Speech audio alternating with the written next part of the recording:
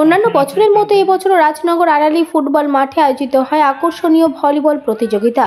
আড়ালি popular sporting ক্লাবের পরিচালনায় এই টুর্নামেন্ট শুরু হয় 5ই ফেব্রুয়ারি সন্ধ্যা থেকে চলবে রাত্রি পর্যন্ত। জেলা, রাজ্য ও রাজ্যের বাইরে একাধিক ভলিবল টিম এতে অংশ নেন। ফিতে কেটে আনুষ্ঠানিক উদ্বোধন করেন বাতিকার হাই স্কুলের বিশিষ্ট অবসরপ্রাপ্ত প্রধান শিক্ষক সহদেব মাঝি। হাজির ছিলেন আমন্ত্রিত অতিথি ও প্রাক্তন প্রবীণ খেলোয়াড়রাও। এছাড়াও মোবারক হোসেন খান স্মৃতি ইউনিয়নস ট্রফি ও শেখ শফিক স্মৃতি রানার্স ট্রফি তুলে দেওয়া হবে পুরস্কার প্রাপকদের। রয়েছে অন্যান্য পুরস্কারও, জানান আয়োজক পরিচালকরা।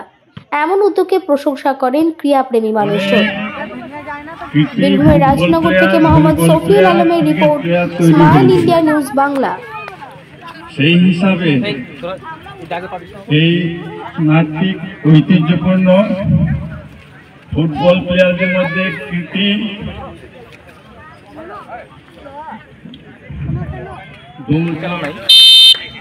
আজ 5/2/2025 আয়োজন করা হয়েছে। উক্ত খেলায় 8টি টিম গ্রহণ করেছে রাজ্যের বিভিন্ন প্রান্ত থেকে।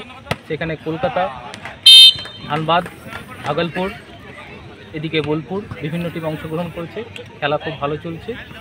আমাদের যারা ক্রীড়াপ্রেমী রয়েছেন রাজনগরে,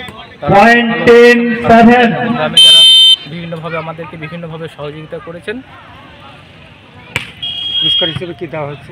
পুরস্কার হিসেবে আমাদের যেটা রয়েছে সেটা একটা 5 ফুটের বড় ট্রফি এবং 5,000 টাকা নগদ বিজিত এবং বিজয়ীকে 7,000 টাকা পুরস্কৃত করা হচ্ছে। এছাড়াও বিভিন্ন আকর্ষণীয় পুরস্কার রয়েছে, তার সঙ্গে কিছু সম্মানিত কিছু রয়েছে।